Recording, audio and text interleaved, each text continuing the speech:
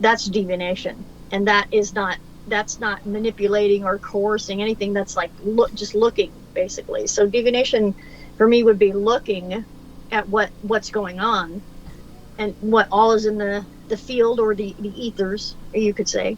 And magic would be taking what is in the ethers and moving that in certain ways to where you can get your personal desired outcome, or a desired outcome. Okay. That's pretty good. That was pretty good explanation there. You did real good. That's all for me. Yeah. That's pretty good. For sure. I mean, that's what I've gathered so far, anyway, with the whole thing. Okay. Absolutely. So, when it comes to divination, I know that you're really big on the tarot cards.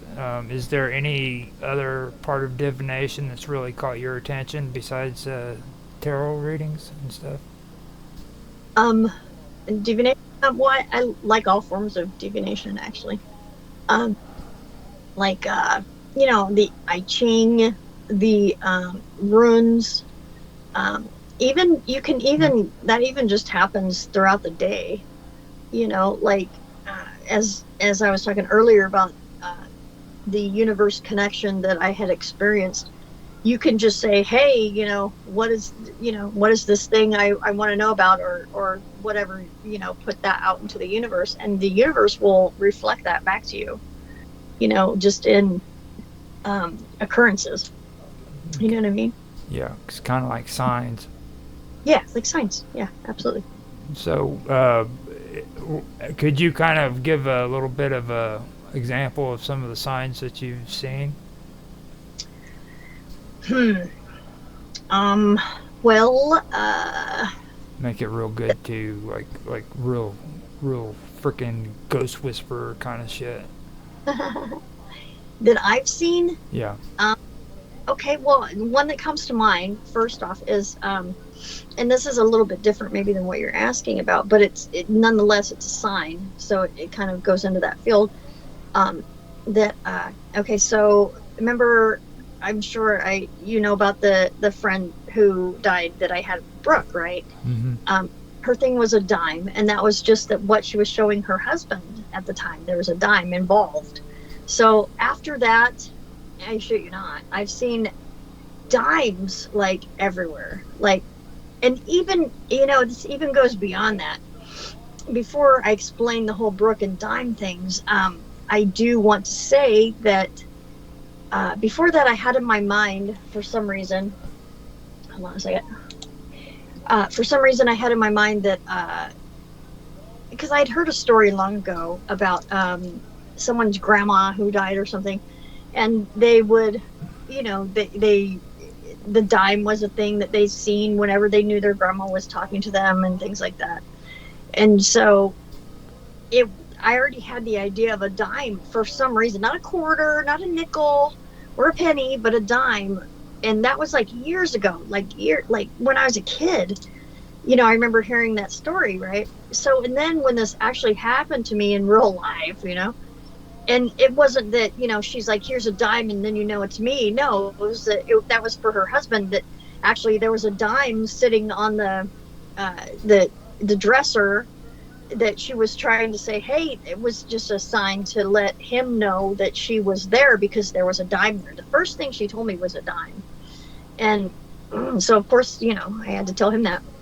And there was a dime next to the other items that she was talking about. But I just think it's crazy that, I had this dime thing before that even happened. You know what I mean? Yeah. And then here I am in, real life, as opposed to a story I heard, getting dimes from someone who died, or on the other side or whatever, that's like, hey, so, and I'm talking about a ridiculous amount of dimes, okay? I'm not talking about just occasional seeing a dime with other coins laying around. It wasn't like that. It was like specifically only the dime would be just laying there, okay, for example, my daughter went to the store and she's like, what do you want from the store? I'm like, I would like some almond milk, right?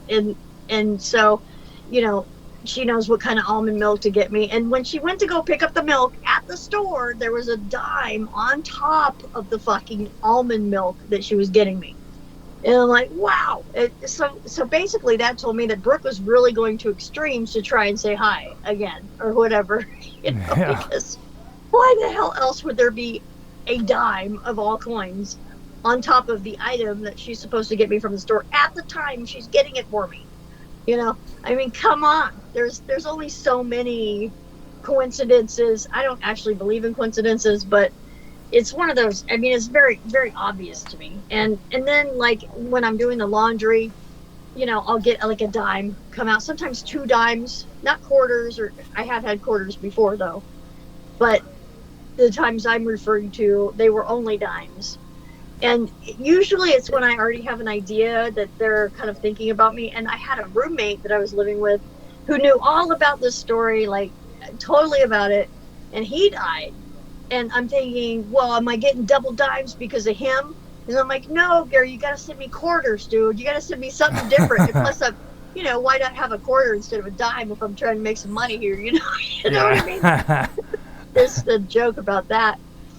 So there hasn't been any weird quarter things or anything like that. They're still dimes, and I think it's that's right. That right there is like a sign to me that there's still the communication going on, and because a lot of times when people experience this sort of thing, and maybe it can't just be me, but you kind of any human kind of like doubts their self. I mean, there's no doubt at one point, but as you go back into mundane everyday life, you kind of think, oh, maybe I'm just tripping, and maybe that's just like that was cool because it was a straight validation. The things she told him and the things that he were there for him was just like, there's no denying that whole thing, right? So there's none of that. But even so, getting back into everyday life, you kind of think, oh, well, maybe, I'm just kind of start to doubt yourself a little bit, right? And doubt is the enemy for sure, because it doesn't, and I'm sure that's external, like, because it's what we're taught, like programming from when we're a kid. We're taught not to believe ourselves. We have to ask somebody else what the opinion should be, or like even earlier, like, does this outfit look good on me? Or you know what I mean? It's kind of like that. Yeah. To where it's like it's ingrained within us to doubt ourselves. So so there's that. But when you doubt yourself, you really are like cut off from any actual information that is likely true, because we're also taught to think that these things are our imagination and they couldn't possibly be real and things like that. But I'm here to tell you that those things are absolutely real. They are absolutely real. And don't get me wrong, there can be interference and there's ways to figure that out. However, what you innately feel, like what you feel in your heart, is, I mean, it's usually the first thing that comes to your mind, like the first thing, that's it. And then we start to second guess ourselves, you know what I mean? Mm-hmm. So second guessing has to do with doubt. And that is where, if anything, in my experiences in talking with people who've crossed over, which I've talked to a few of them, if I doubt anything, if I second guess anything, then it screws everything up. And it's like the communication's instantly gone. Yeah. So I would say that that's definitely one story of signs that I have, is the dime keeps showing up. And also, and this is a new one, is that like, because I inherited all of Gary's tools, all of his everything that he had here at his house, right? Because I was his roommate and he left, so obviously everything's going to be mine because it was our house. So we have that, and these fucking cans of like, primer, like porch primer or sealant that goes on the porches. These, the big cans. Yeah. They go poof. However, now and again when you leave them sitting around, they pop. every now and again. Yeah. Well, these fucking cans pop at these times, these certain times. And I'm like, oh, hi, Gary. Because he's starting to chat, because that's another sign. So, and, and if anything, I learned with this whole Brooke experience and things, which I intend to have more because it's the most fulfilling thing I've ever done in my life, is to be able to communicate from someone through the veil for another person. It's very, very fulfilling. So I intend to have more of those. But one thing I've learned is that these people, they are not gone. They're not gone. They're still here. We just can't see them. They're just not here in the physical. And I know that doesn't comfort a lot of folks that like maybe had somebody, just because it's like someone just disappears. It's like they just poof. They're just gone, but they're not gone. I mean, they're not gone in your mind when it happens, of course, but even after that, they're still there, and they will find a way to communicate with you. They will find a way to get through somehow, whether it's with a butterfly. How people say, I can't tell you how many tattoos I've done on people because of their grandma and butterflies, or dragonflies, or whatever. Like hummingbirds is a big one for people, and those are real things that happen.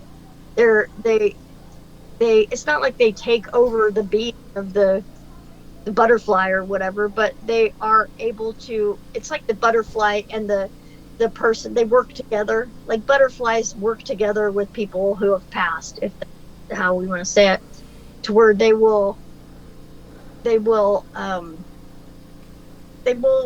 of fly where they want them to fly, or whatever. You know what I mean? They'll go say hi through that person. That absolutely happens a zillion %. Yeah. There's really no getting around it. So whatever it is, if it's like a can that's popping, or if it's a dime, or if it's a butterfly or dragonfly or whatever it is, if you instantly think of that person when you see that, and that brings that thought instantly to you, then that is what it is. So the second guessing shouldn't even be a thing that you would consider, really, because that would just negate what is, basically. So when you were talking there, I actually remembered something that I did want to ask you. But then at the same time, you brought up some stuff that freaking I wanted to ask you now that I actually caught on to. So without the fear of forgetting again, I'm going to ask you something that because of what you were just talking about. But here in southern Illinois especially, there's a lot of the older crowd who were, a lot older than me, but they have this belief that like before they die, a lot of the older people can smell roses in the air. Mm-hmm. Now, have you ever heard of stuff like that, and what's your thoughts about things like that? Like, do you think that people can actually have like signs where they smell roses just out of the blue, or certain fragrances and stuff of that nature? Mm-hmm. Absolutely. Yeah, absolutely.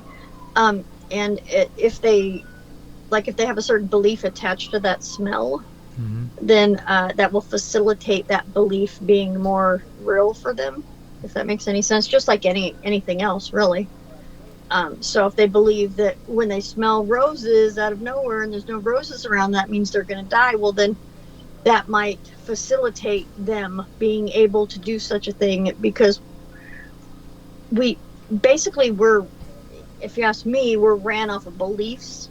Mm-hmm. Really, that's what and that's what they manipulate, mostly, actually, all the way, is beliefs. So if we believe that, then sure, that could actually facilitate something like that happening.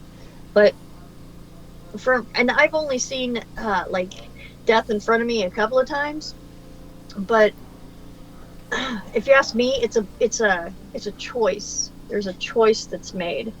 It's not like somebody dies because they're old or because they're weak or whatever. Even people in the hospital, you hear stories that